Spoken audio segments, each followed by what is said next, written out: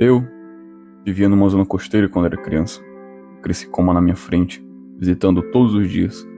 Ele nos trazia comida, lazer e conforto, quase como um irmão mais velho que cuidava de todos nós. Mas ao mesmo tempo que ele nos trazia vida, ele também atirava. Pois quando eu tinha 12 anos de idade, brincando com meus amigos em um barco dos pescadores, que éramos explicitamente ditos para não subir, nesse dia, eu me joguei do barco usando o impulso da onda para ir mais alto, o que nós chamamos aqui localmente de pular canoa.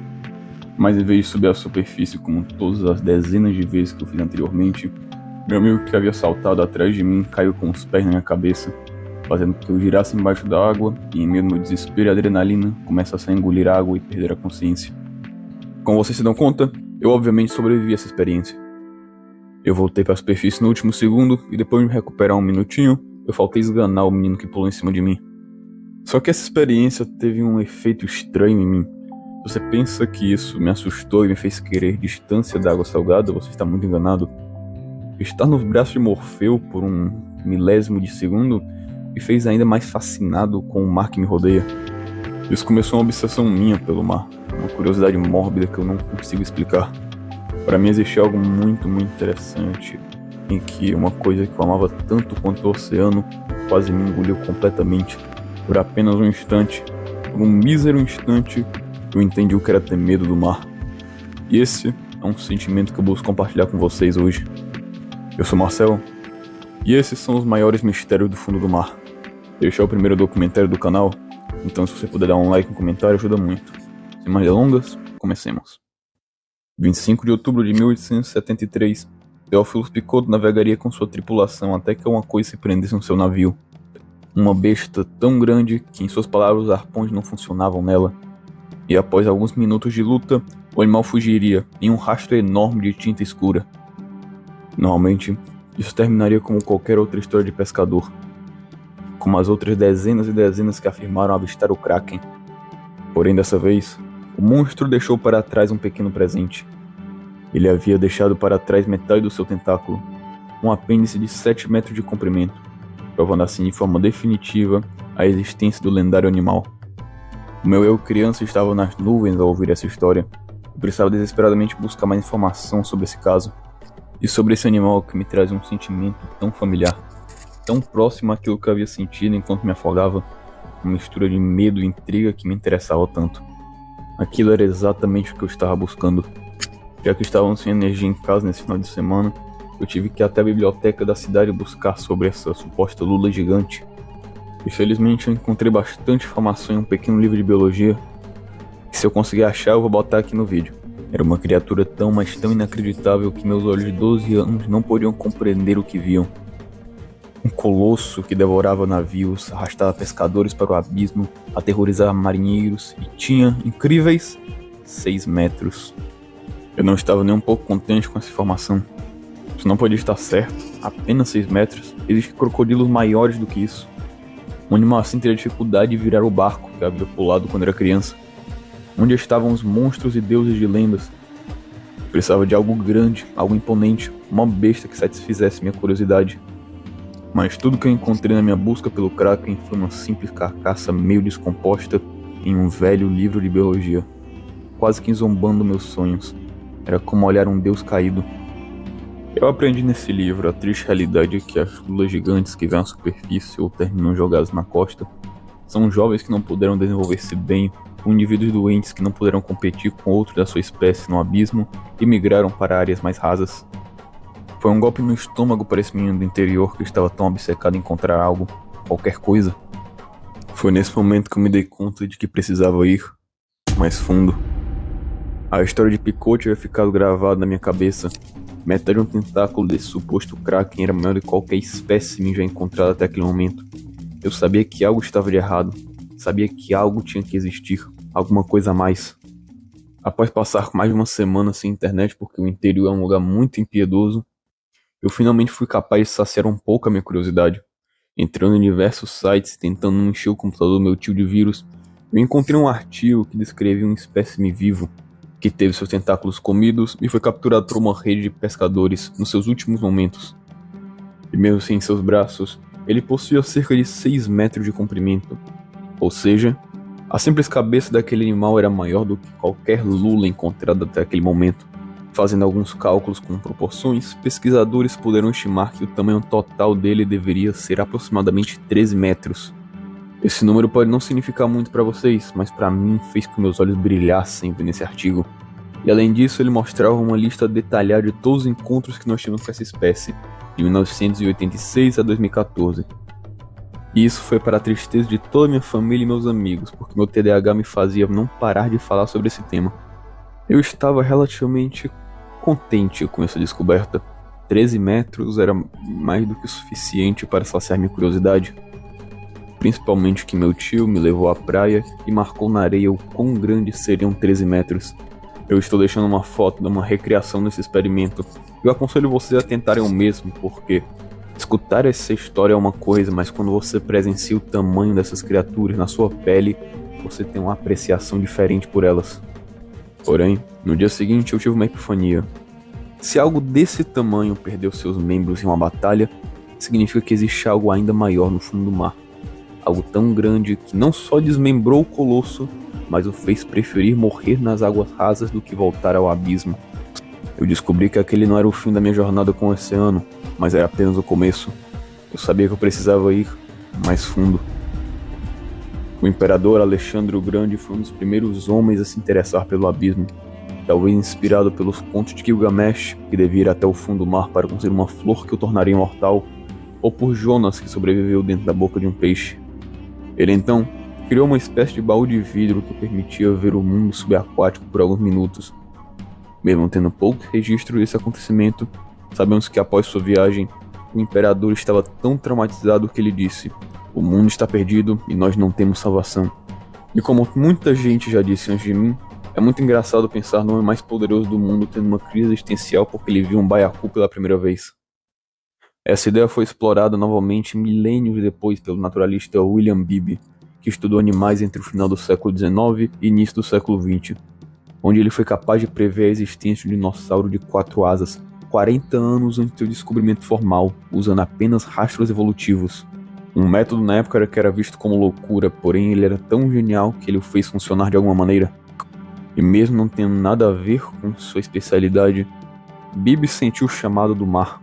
Aquela mesma curiosidade mórbida que eu senti fazendo esse documentário. Ele sentiu a necessidade de ir mais fundo. Em 1930, junto de George Barton, eles criaram a biosfera, uma modernização do dispositivo de Alexandre o Grande, que parece mais um instrumento de tortura do que uma ferramenta científica. Com seu formato esférico, ele podia aguentar a pressão do mar e permitir que qualquer louco que entrasse ali dentro observasse o oceano. Com a ajuda de poderosas lanternas que pareciam imponentes e interessantes, porém, na prática, não iluminavam mais do que 4 metros no breu do oceano. O dispositivo era completamente imprevisível.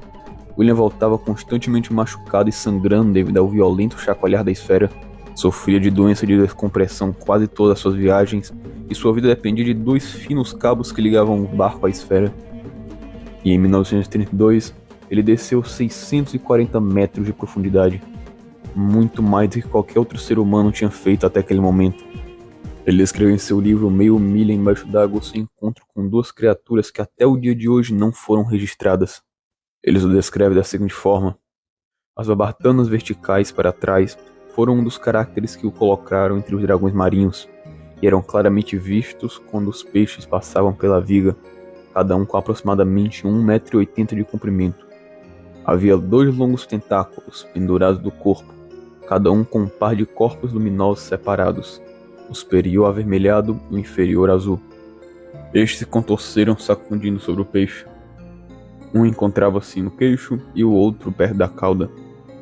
Não pude ver nenhuma haste do tentáculo, nem nenhuma barbatana emparelhada, embora ambos estivessem certamente presentes. Em uma estranha forma de rebeldia contra toda a comunidade científica, William nomeou oficialmente esses peixes, mesmo não tendo uma amostra viva para comprovar sua existência.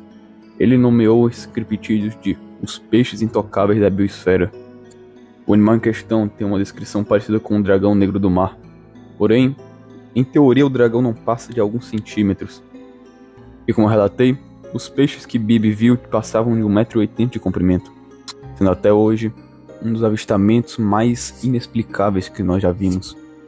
porque William já tinha um nome muito forte na comunidade científica, ele não tinha nenhum incentivo para mentir. Só que às vezes você nem precisa ir muito fundo para encontrar terrores indescritíveis no oceano. Às vezes no próprio conforto da Terra, o mar te força a ir mais fundo. Em 7 de setembro de 1900, 3 marinheiros foram encarregados de cuidar de um farol nas Ilhas Flynn. Para quem você entenda melhor o caso, a organização de um faroleiro funciona da seguinte forma. O farol deve estar sempre aceso porque funciona de guia de distância para os navios. Caso não haja luz para guiar-se, o marinheiro pode facilmente naufragar até mesmo em uma noite clara. Sempre deve ter ao menos 3 pessoas cuidando da estrutura, com um dos trabalhadores rotando a cada 2 semanas. Ou seja, eles ficavam apenas 15 dias sem contato com ninguém mais. Mas em 15 de dezembro, os marinheiros que iam passar para realizar a primeira rotação não puderam chegar até a ilha devido a uma névoa grossa, que não era nem um pouco comum na região. Eles chegaram no dia 21, 5 dias depois do combinado. Os investigadores encontraram um farol trancado por dentro, porém sem nenhuma pessoa lá. Eles encontraram o relógio parado e o sobretudo de um dos trabalhadores pendurado. Lembrando que era inverno na Escócia, então era literalmente impossível sair sem casaco. A mesa estava servida para um jantar, mas a comida estava intocada. Existiam alguns objetos jogados no chão, como se a pessoa que o estivesse segurando tivesse desaparecido, evaporado no meio do ar. Quando os investigadores encontraram o diário de um dos marinheiros, eles viram que não existia nenhuma menção da estranha névoa que rodeava a ilha nos últimos dias. A única coisa estranha que foi percebida pelos trabalhadores são menções dizendo que o deck estava levemente sujo. E quando os policiais chegaram lá, eles encontraram o deck completamente destruído. Até o dia de hoje, ninguém sabe onde os 3 homens da ilha Flynn foram parar. Não sabemos o que aconteceu, nem temos nenhuma pista concreta. É só como se eles nunca nem tivessem existido. Um erro muito comum que nós cometemos tentando lidar com o mar é pensar nele como nossa casa. Independente de quanto tempo você passe e quanto exploremos o oceano, nós sempre seremos visitantes, nunca realmente será nosso habitat. Nós tentamos sempre trazer estas regras da terra firme para o mar. E essas regras não funcionam nunca. Como vocês viram, é comum as histórias dos exploradores do mar serem ignoradas pelos cientistas. Uns com um picote que lutou bravemente contra o Kraken e arrancou um dos seus braços, voltou à terra firme só para que as pessoas dissessem que ele tinha encontrado um pedaço de alga. Nós naturalmente recusamos entender o mar, sempre tentando racionalizar de alguma forma que não quebre completamente nossa maneira de ver o mundo. Como por exemplo em 1896, na ilha de São Agostinho, quando um pedaço de carne não identificado de mais de 7 metros de comprimento apareceu na praia e foi estudado, ficou mais de 1 ano e meio sem se decompor e não era registrado como nenhum outro animal. Na época, as pessoas não tinham a menor ideia do que podia ser aquela coisa. Era quase um alienígena para os cientistas. E toda vez que alguém tentava investigar aquela carcaça misteriosa, sempre era colocada alguma limitação no seu estudo, seja falta de pressuposto, ser visto como desnecessário ou qualquer coisa do estilo. Ele até mesmo chegou a sofrer o problema do Kraken de Picoto. Muitos cientistas recusaram estudar o caso, porque acreditavam que uma criatura assim quebraria toda a nossa compreensão do mundo. Nós não sabemos o que diabos era aquela coisa. A carcaça desapareceu. A única coisa que podemos dizer que temos conclusivamente da criatura é a informação de que se tratava de um mamífero devido à composição das suas células. Porém, até o dia de hoje, ela não bate molecularmente com nenhum animal conhecido. Ou como em 2014, pesquisadores colocaram um rastreador em um tubarão branco de mais de 3 metros de comprimento para observar como um superpredador assim se comporta em seu dia a dia. O experimento estava indo relativamente normal, até que encontraram um rastreador jogado em uma praia sem nenhuma explicação. E ao analisá-lo, o dispositivo, que funcionava como uma caixa negra, registrou o gigantesco tubarão sendo engolido vivo e afundando rapidamente mais de 600 metros de profundidade, em velocidades tão altas que nenhum animal conhecido até hoje poderia ter realizado tal loucura. E mesmo pela forte evidência de que o grande tubarão branco foi devorado vivo por um animal maior que ele, a maioria da comunidade científica simplesmente atribui esse fato a correntezas marinhas. E claramente é uma explicação que deixa muitos furos, mas, como eu disse anteriormente, nós naturalmente temos medo de compreender o oceano. Ao mesmo tempo que ele nos fascina e somos extremamente chamados por ele, nós também temos muito, muito medo de ir mais fundo. Porque o oceano é completamente indiferente ao teu bem-estar. Ele não se preocupa que você não está adaptado para esse ambiente. Independente de quantos anos você passa embaixo d'água, quantos anos você explore essas profundezas, você pode até fazer parte da tribo dos Bajau, que literalmente passa uma boa parte da sua vida embaixo d'água, mas você nunca vai perder a sensação de que você não devia estar ali. Bom, esse foi o vídeo. Muitíssimo obrigado por ter assistido até aqui. Deu um trabalho enorme isso. Deve ter dado mais do que os vídeos antigos que eu falei sobre iceberg, que chegavam aos 40 minutos, mais ou menos. Isso aqui deu um trabalho que eu faltei chorar, porque tem muita pouca informação sobre esse tema que eu queria compartilhar com vocês. Eu precisei contatar familiares antigos sobre histórias, tive que contatar o menino que quase me afogou e coisa do estilo para poder trazer a melhor verossimilhança para vocês. Foi um vídeo muito pessoal, querendo ou não, mesmo eu querendo me bancar de fortão, não sei o que. É uma experiência meio bosta minha, que eu transformei em algo bom. E é isso.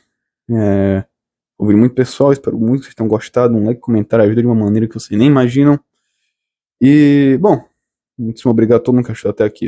Mesmo que você não tenha gostado do vídeo, assistir até aqui é uma ajuda maravilhosa. E é isso. Espero que vocês tenham gostado. A gente se vê.